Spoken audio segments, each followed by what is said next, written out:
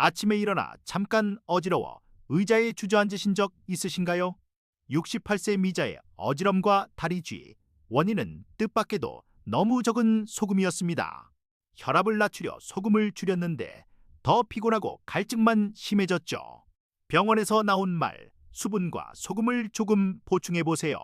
오늘 더 솔트픽스의 메시지로 왜 이런 반전이 생기는지, 시니어의 일상 속 안전한 소금 사용법을 이야기로 풀어드립니다. 오랜 세월 소금은 혈압의 주범으로 몰렸습니다. 하지만 더 솔트픽스는 말합니다. 문제는 소금이 아니라 지나친 설탕과 정제 탄수화물, 그리고 가공식품이라고요. 소금을 너무 줄이면 몸은 소금을 잡아들여 호르몬을 높이고 심장은 빨라지고 피는 진해집니다. 어지럼과 피로가 잦아지는 이유죠. 소금이 정말 문제인지 우리 몸 신호부터 다시 들어보겠습니다. 나이가 들면 땀으로 빠지는 나트륨을 채우는 능력이 떨어지고 갈증 신호도 둔해집니다. 이뇨제나 항우울제 같은 약은 나트륨을 더 잃게 만들 수 있고요. 그래서 같은 식단이라도 시니어는 저염의 부작용을 더 빨리 겪습니다. 현기증, 밤의 쥐, 식욕 저하, 소화불량, 낙상 위험까지. 소금은 단지 간이 아니라 수분과 에너지의 스위치임을 기억해 주세요. 혹시 이런가요? 아침에 일어설 때 핑, 오후엔 멍함, 밤엔 종아리 쥐. 물은 계속 마시는데 소변만 잦고 기운은 빠짐. 국물 생각이 자주 남. 이 모든 게 너무 적은 소금의 신호일 수 있습니다. 더 솔트픽스는 우리 몸이 소금이 부족할 때 분명한 신호를 보낸다고 말합니다. 신호를 억지로 무시하면 몸은 더 큰 소리로 경고하지요. 가장 궁금한 질문이지요. 답은 한 문장으로 끝나지 않습니다. 체중, 약, 날씨, 활동량에 따라 달라지거든요. 더 솔트픽스는 많은 분들이 생각보다 더 많은 소금을 필요로 한다고 말합니다. 하지만 민감군은 주의가 필수죠. 오늘 영상 후반에 안전 범위와 자기 혈압으로 확인하는 방법을 구체적으로 알려드리겠습니다. 끝까지 함께해 주세요. 우리 몸은 똑똑합니다. 소금이 모자라면 콩팥은 소금을 붙잡고 호르몬은 혈관을 조이고 심장을 빨리 뛰게 합니다. 그래서 저염인데도 어지럽고 심장이 두근거릴 수 있죠. 반대로 충분하면 몸은 안정을 되찾습니다. 포인트는 균형입니다. 무조건 줄이기보다 내 몸이 편안한 지점을 찾는 게 과학적입니다. 달달한 간식과 흰빵은 인슐린을 올리고 콩팥은 소금을 붙잡게 됩니다. 몸은 부어 보이고 혈압도 출렁이죠. 소금을 줄이기보다 설탕과 정제 탄수화물을 줄였을 때 혈압과 부기가 가라앉는 경험 해보신 분 많습니다. 더 솔트픽스는 소금 탑보다 설탕 줄이기를 우선 과제로 제시합니다. 물만 많이 마시고 소금을 보충하지 않으면 혈액의 소금 농도가 낮아져 더 어지럽고 소변만 자주 보게 됩니다. 특히 땀을 흘린 날 이 현상이 심합니다. 미자는 점심 전에 따뜻한 물에 소금 한 꼬집을 타 마신 뒤 오후에 멍함이 줄었다고 말합니다. 물의 자물쇠는 소금입니다. 둘은 함께 움직일 때 힘을 냅니다. 아침에 일어설 때 핑 도는 기립성 어지럼은 탈수와 저염에서 흔합니다. 미자는 취침 전 국물 반 공기, 아침에 소금물 한 모금으로 낙상 불안을 줄였습니다. 물론 신부전이 있다면 의사와 상의가 우선입니다. 작은 보충이 혈액량을 지키고 넘어짐의 고리를 끊어줄 수 있습니다. 자다 일어나 종아리를 부여잡으신 적 있으시죠? 보통은 마그네슘만 떠올리지만 소금 부족도 큰 원인입니다. 땀, 약, 물만 마신 날에 더 심하죠. 잠들기 전 미지근한 물에 소금 아주 소량을 타거나 맑은 국물을 한두 모금. 다음날 아침 다리가 편안해지는 변화를 느끼실 수 있습니다. 72세 길수는 여름 정원 가꾸다 갑자기 핑 돌았습니다. 물병은 비었지만 소금은 없었죠. 병원에서는 저나트륨의 문턱이었다고 했습니다. 물만 보충한 탓입니다. 땀을 타고 나간 건 물뿐 아니라 소금입니다. 다음날 길수는 작은 소금 사체를 주머니에 넣었습니다. 어지럼은 사라졌습니다. 커피와 술은 소변을 늘려 소금과 물을 함께 빼앗습니다. 오전에 커피를 2잔 마셨다면 점심에 국물 1스푼, 소금 1꼬집이 컨디션을 지켜줍니다. 특히 모임 많은 날, 다음 날의 무기력은 단순 숙취가 아닐 수 있습니다. 이른 소금을 돌려주는 작은 습관이 회복을 앞당깁니다. 이뇨제는 소금을 배출시켜 어지럼과 쥐를 늘릴 수 있습니다. 반대로 일부 혈압약은 칼륨을 올려 소금 조절이 까다로워집니다. 항우울제는 저나트륨을 부를 수 있죠. 약을 드신다면 소금 변화를 서서히 혈압과 증상을 함께 기록해 의사와 공유하세요. 안전이 먼저입니다. 가공식품은 소금뿐 아니라 설탕, 정제유, 첨가물이 가득해 혈압과 염증을 자극합니다. 반면 집밥은 재료가 단순해 소금을 입맛대로 조절하기 쉽습니다. 더 솔트 픽스는 가공식품을 줄이고 집밥에 소금을 맞춰라를 핵심 전략으로 제시합니다. 같은 소금이라도 어디에 들어있느냐가 중요합니다. 위산은 염산, 이름부터 소금의 염소가 필요합니다. 저염일수록 위산이 약해져 트림, 더부룩함, 단백질 소화가 떨어질 수 있습니다. 70세 순자는 식전 따뜻한 물에 소금 한 꼬집을 더한 뒤 속이 편해졌다고 했습니다. 물론 과하면 속쓰림이 악화될 수 있어 소량으로 반응을 보며 조절하세요. 요오드와 소금은 갑상선 호르몬에 필요한 요오드를 제공합니다. 바다소금의 미네랄은 미량이라 큰 차이가 없을 때가 많습니다. 요오드와 소금을 주로 쓰되 생선 해조류와 함께 균형 있게 드세요. 갑상선 질환이 있다면 더더욱 주치의와 상의가 필요합니다. 소금이 물을 잡는다면 칼륨은 과한 물을 빼며 혈압을 완화합니다. 채소 과일 콩류가 칼륨의 보고죠. 소금만 늘리기보다 채소를 곁들이면 균형이 좋아집니다. 단, 칼륨 수치가 높은 분이나 특정 약을 드시는 분은 과한 칼륨 섭취를 피해야 합니다. 밤에 쥐가 잤다면 마그네슘도 살펴야 합니다. 하지만 마그네슘만 보충하고 소금을 놓치면 효과가 반쪽일 수 있죠. 견과류, 녹색 채소, 카카오와 함께 소금과 물을 균형 있게. 더 솔트 픽스는 전해질을 합주로 봅니다. 하나만 크게 틀어도 음악이 깨지거든요. 최근 많은 성인이 하루 나트륨 3에서 6g, 즉 소금 7.5에서 15g 범위에서 더 편안함을 느낀다고 말합니다. 대략 소금 티스푼 1.3에서 2.6개입니다. 다만 신부전, 염분 민감성 고혈압은 예외입니다. 본인의 질환과 약을 먼저 확인하고 천천히 조절하며 혈압과 증상을 함께 보세요. 숫자는 어렵죠. 그래서 생활로 옮깁니다. 아침에 소금물 한 모금, 점심에 집밥의 입맛대로 한두 꼬집, 더운 날이나 많이 걸은 날은 국물 반 공기 추가, 단짠 가공식품은 줄이기. 이 네 가지면 시작에 충분합니다. 몸이 편안한가를 매일 묻는 것이 핵심입니다. 더 솔트 픽스가 제안하는 간단 루틴. 따뜻한 물 한 컵에 소금 1/4티스푼을 녹여 아침 첫 모금으로 손발이 따뜻해지고 머리가 맑아지는 느낌을 받을 수 있습니다. 처음엔 절반만 넣고 어지럼 붓기 혈압 변화를 기록하며 조절하세요. 심신질환자는 반드시 의사와 상의 후 시작하세요. 산책이나 계단 오르기 전 혀끝에 소금 한 꼬집, 물 한두 모금과 함께 넘기면 운동 중 어지럼이 줄고 끝난 뒤 덜 지칩니다. 땀을 많이 흘린 날은 끝나고 국물 반 공기. 작지만 체감이 분명합니다. 단 붓거나 숨이 차면 중단하고 의사와 상의하세요. 맑은 멸치, 다시마 닭 국물은 소금과 미네랄을 부드럽게 채워줍니다. 짠 라면 국물과는 다릅니다. 집에서 간단히 우려내 소금으로 간을 맞추면 땀 흘린 날 최고의 보충 음료가 됩니다. 기호에 따라 생강파를 더해 소화도 돕습니다. 미지근한 물에 레몬 한 조각, 소금 한 꼬집. 입맛이 없어도 상쾌하게 수분과 소금을 보충할 수 있습니다. 칼륨이 풍부한 채소 샐러드와 곁들이면 혈압 부담도 줄어듭니다. 심플하지만 지속 가능한 습관이 중요합니다. 손이 붓고 갈증이 심해지고 혈압이 평소보다 확실히 오른다면 과할 수 있습니다.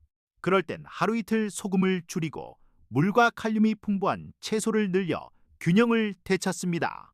내 몸에 계기판은 증상 플러스 혈압입니다. 둘을 함께 봐야 합니다. 일부는 소금에 특히 민감합니다. 확인법은 간단합니다.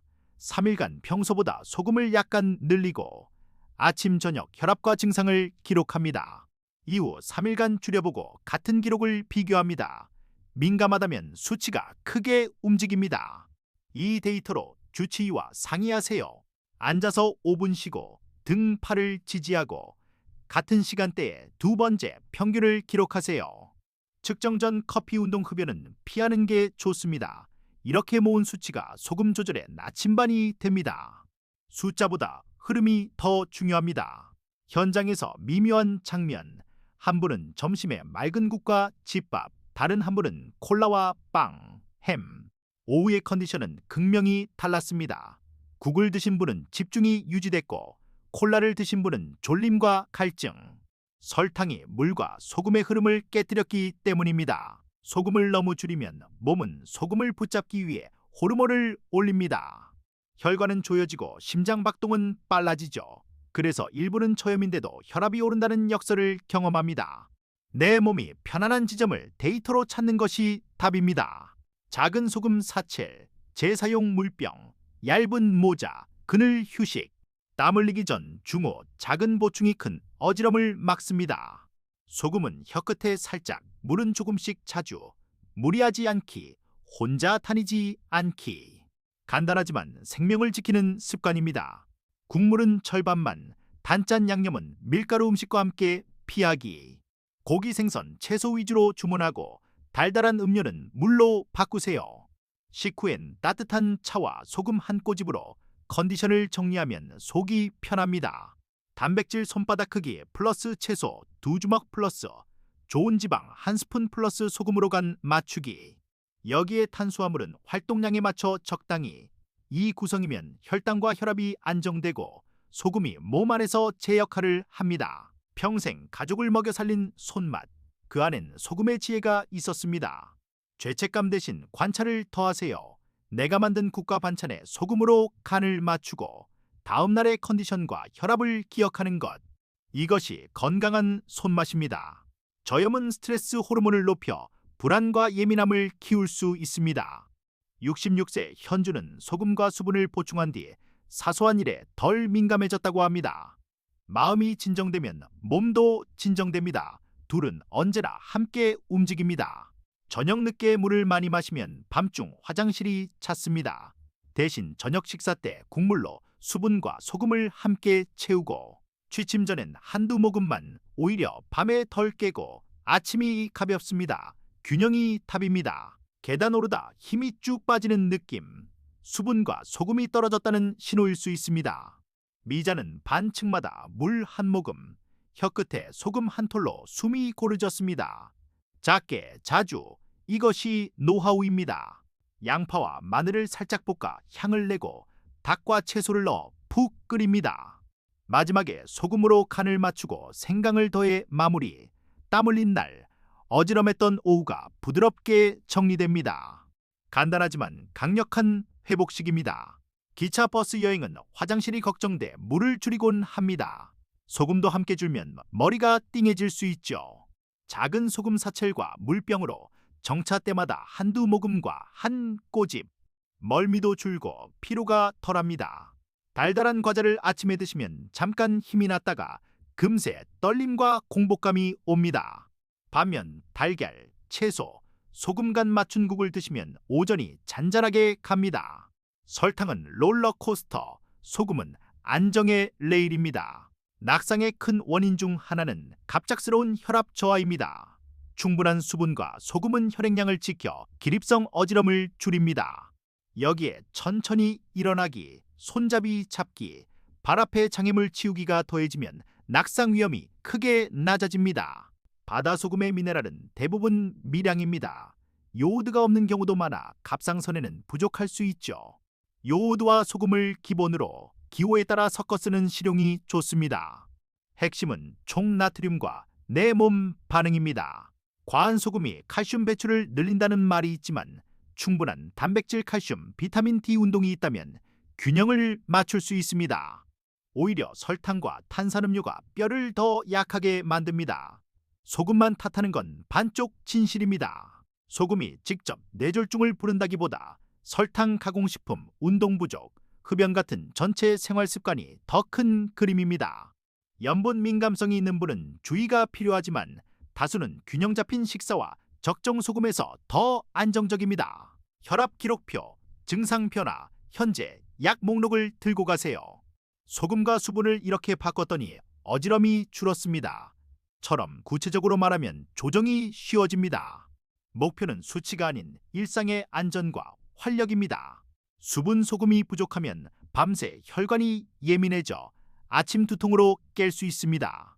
취침 전 국물 한두 모금, 아침 소금물로 조절해 보세요. 설탕이 많은 야식은 피하고요. 머리가 맑아지는 변화를 느끼실 수 있습니다. 잘 때도 땀을 흘립니다. 잠옷은 통풍 좋은 것으로. 취침 1시간 전 미지근한 물과 소금 한 꼬집, 침실엔 얇은 이불과 선풍기, 밤새 갈증으로 깨면 한두 모금만.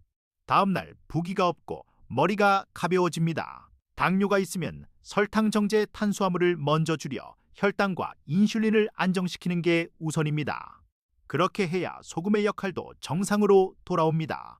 소금은 집밥에 맞추고 가공식품은 과감히 덜어내세요. 소금 보충 후 체중이 일시적으로 오를 수 있습니다. 대부분 물입니다.